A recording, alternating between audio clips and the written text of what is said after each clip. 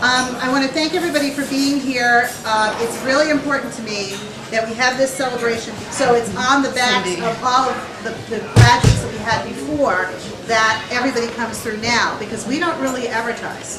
So it really is because of you that the course 30 years later is still very popular.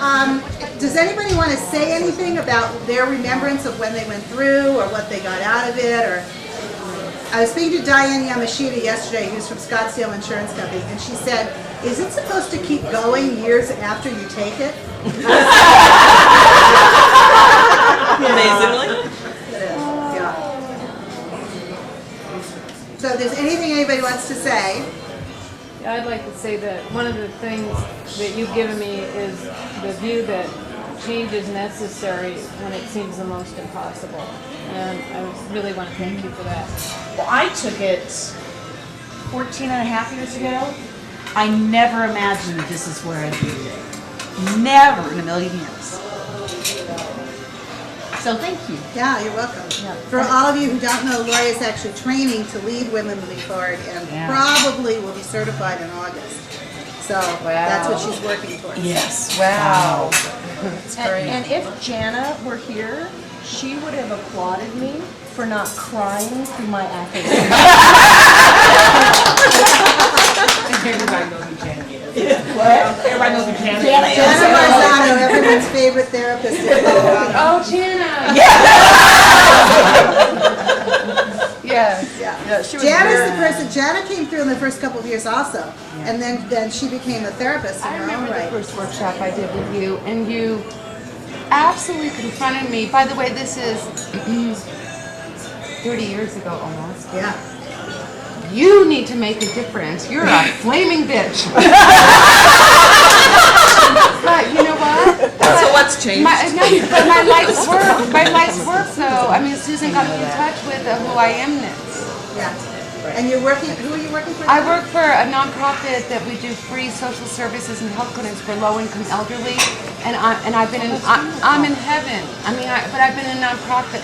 That's you. Yeah, you have been a nonprofit for a while. I went through, I was at Colorado State University. That's right. I I was remember. there for God. 20 years. I said, "What's a nice Jewish girl like you doing at CSU?" And I was doing continuing education, adult learning. I had finished a master's degree in adult learning, and then I did my doctorate, my PhD at Wyoming.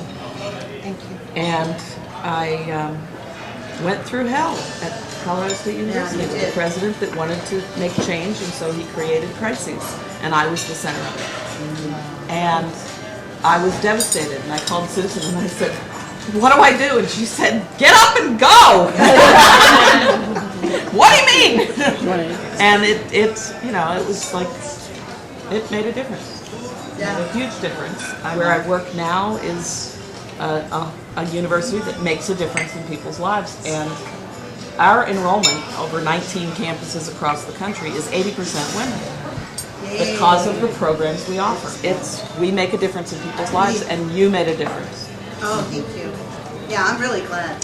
And I want to get her in the doctoral program because I want her to start teaching for it. One of the things that's amazing is that how she's able to so skillfully adapt the material that's women to women to women, but then put onto it a layer that both respects that culture, yet confronts that culture and how it's holding women back uniquely in that culture.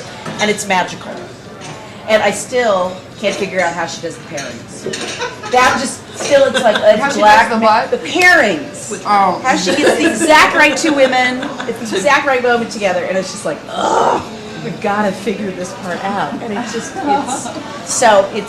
but truly, what you do multiculturally and your ability to adapt it and make it real for each and every person is just incredible. And found out through that summer that, trying to start a consulting business in an industry training that wasn't your background in a recession was maybe not my best choice. But as someone did tell me, nothing's free. I learned a lot that summer, and I learned a lot from you, Susan. And you've been a good friend and a support over these 21 years, and I appreciate it. And you look really good, by the way. Thank you. You do, Susan? You look great. The most recent grad I was in fall of '07. Yeah, and I had been through a couple of jobs where there were some real toxic relationships. And I found out that I had a big chip on my shoulder, and I was able to get rid of that. And I'm really happy to say I think I finally found a job where I'm working with genuinely nice people, and you know, we all fit in really well. And What's your She job? found herself in a state bid. Yeah. yeah, well, I'm with Western Union now, and it's, I don't know.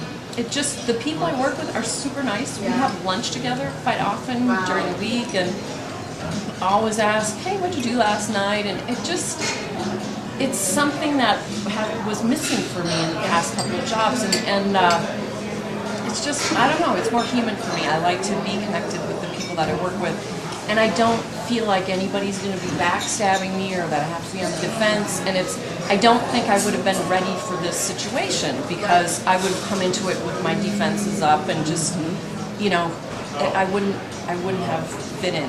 And I'm just really glad that I'm at a place where I can accept this. Thank you very much for being here. There are a couple people who were supposed to be here but couldn't be. Annette Muhlfeld, who hurt her back on vacation and didn't have a very good vacation and was supposed to be coming back, so she sends everybody her love and whatever. And then Lori Anfinson, who got sick within the last 2 days, was supposed to be here. So I don't know what's going on, but we have a lot of Women Moving Forward graduates getting sick these days, so we don't want that to happen anymore. So, but they all send their love and hellos and what have you to everybody. This is the, I was going to say that this is the fourth Women Moving Forward celebration, but the one in Caracas has been postponed because the woman who was having it went into labor. So this is the third celebration. The first one was in Denver. We kicked it off in Denver, which was really great because we saw people from 30 years ago who came to the first course.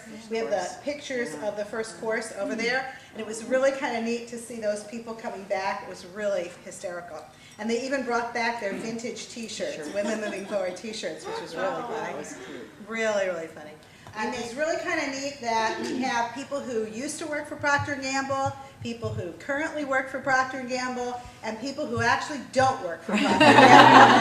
And never had. Never did. In the room, which is kind of nice. John Oswalt is here because if you don't know, John is the first person who actually brought us into Procter & Gamble. I don't know how many years ago, I can't even remember. Yeah, it was like 86. 86, exactly, a long time ago. Yeah, so all of you from Procter & Gamble took the course because he actually brought us in to begin with. So thank you, John. Thank you. Still thank you, I can still say thank you. And his wife has taken the course, and he's referred a lot of people to the course over the years and to all of our courses. So you owe a thanks to John for setting this up and getting it started. So thanks, John. So we call him, in Venezuela, we call him an honorary Cuaima, and here we call him an honorary graduate of Women Moving Forward. I also want to acknowledge Jill Boughton, who's here, who's the person who actually brought us first time to Venezuela. It was hard and it was difficult, and she worked it through, and then she became the Mama Cuaima, or the woman over the women who took Women Moving Forward in Latin America. And from there we went on to do 3 courses this last year in Santiago, Chile, Mexico City, and Sao Paulo, Brazil.